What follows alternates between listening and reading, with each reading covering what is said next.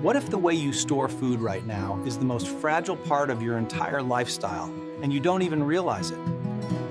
Think about it, almost everything you eat depends on electricity, your fridge, your freezer. Even the idea of fresh food is tied to constant power, constant restocking, constant movement. The moment that system stops, even briefly, everything starts to fail. Food spoils. Supplies run out, and suddenly something as basic as preservation becomes a problem. But here's the part most people never question. Before electricity, before refrigeration, before modern food systems, people didn't just survive. They stored food for months, sometimes years, and they did it without plugging anything in. There's a system behind that, a structure, not random hacks, not survival tricks, but a complete method of growing, preserving, and rotating food so nothing is wasted and nothing depends on power. And one of the clearest examples of this still exists today, quietly, consistently. The Amish don't rely on refrigerators the way most people do, yet they eat year-round. Their vegetables don't rot in days, their harvests don't disappear after a season. So the question is, what are they doing differently? Because this isn't just about storing food longer. It's about removing dependency completely. In this video, I'm going to break down the Amish food system into something you can actually use. Over 100 practical gardening and preservation strategies, plus the fermentation methods that keep food stable without electricity. And once you understand how it all fits together, you'll start to see something most people miss. The goal was never to keep food cold. The goal was to keep it alive. Now, I'll be honest, I didn't always think about food this way. For the longest time, my entire system depended on convenience. I'd buy fresh groceries, store them in the fridge. Maybe freeze a few things if I had extra, and that was it. If something went bad, I threw it out. If I ran out, I bought more. It felt normal, efficient even. But when I really looked at it, I realized how much waste was built into that cycle. Vegetables going before I could use them. Leftovers forgotten in the back of the fridge. Food that lasted days when it could have lasted months. And the bigger problem, I had no system, just storage. Everything depended on keeping things cold, not keeping them stable. If you've ever opened your fridge and found food you forgot about or thrown away something you plan to use, then you already know this pattern. I was stuck in it too until I saw a completely different way of handling food, one that didn't rely on electricity at all and didn't waste anything. The shift started when I saw how traditional food systems actually worked, not in theory but in practice. I came across an Amish household that had no dependence on modern refrigeration the way I was used to, yet their kitchen was stocked, their storage was organized, and more importantly, their food wasn't just preserved, it was intentional. Jars of fermented vegetables lined the shelves, root crops stored in cool, dark spaces, dried herbs hanging overhead.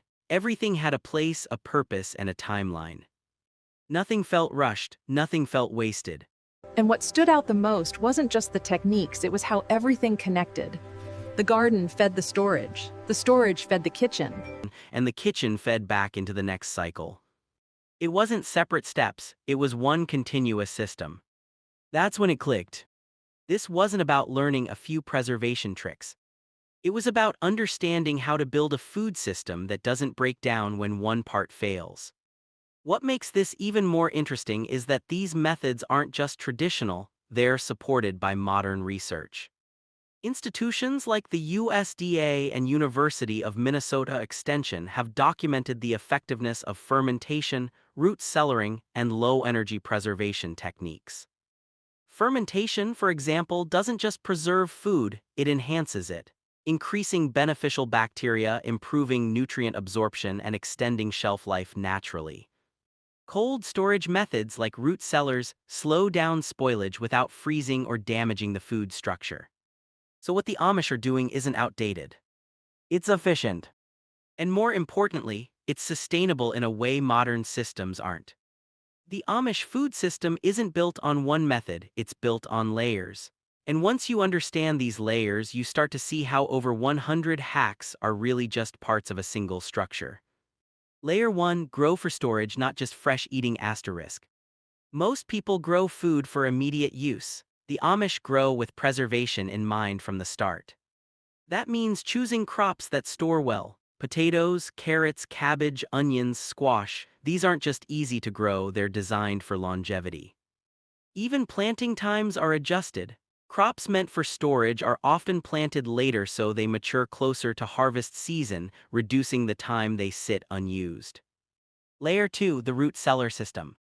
This is one of the most powerful tools, and it requires no electricity.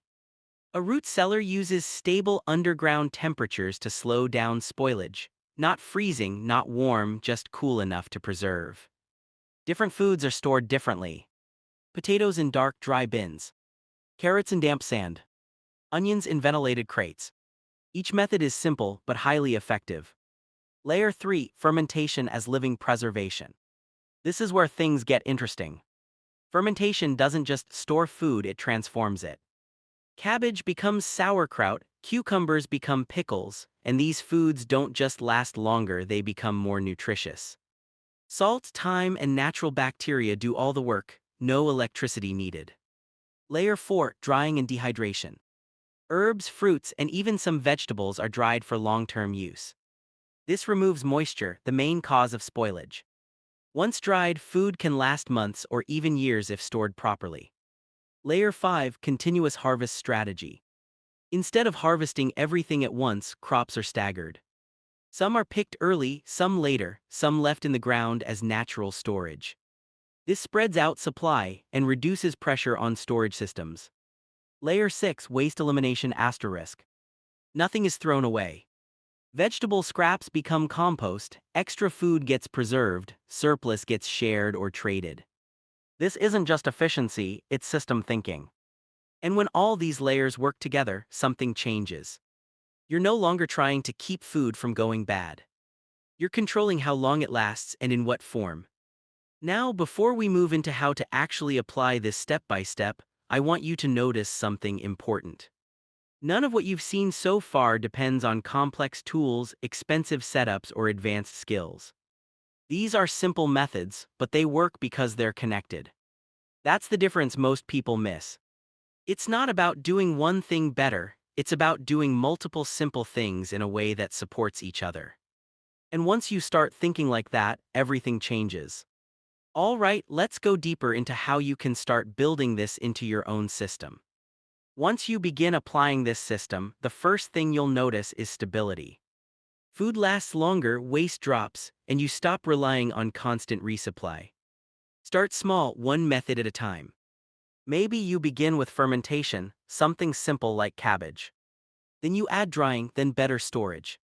Over time, these layers connect. And eventually, you reach a point where your food system supports itself. That's the goal. Most people make one mistake, they treat these methods as separate tricks. They try fermentation once, maybe storage once. But without the system, it doesn't stick. This only works when everything connects. Here's something most people overlook. The real advantage isn't preservation, it's timing. If you harvest at the right stage, store in the right conditions, and preserve at the right moment, food lasts far longer with less effort. Timing is what turns simple methods into powerful results. If this opened your eyes, don't try to do everything at once. Pick one method and start there.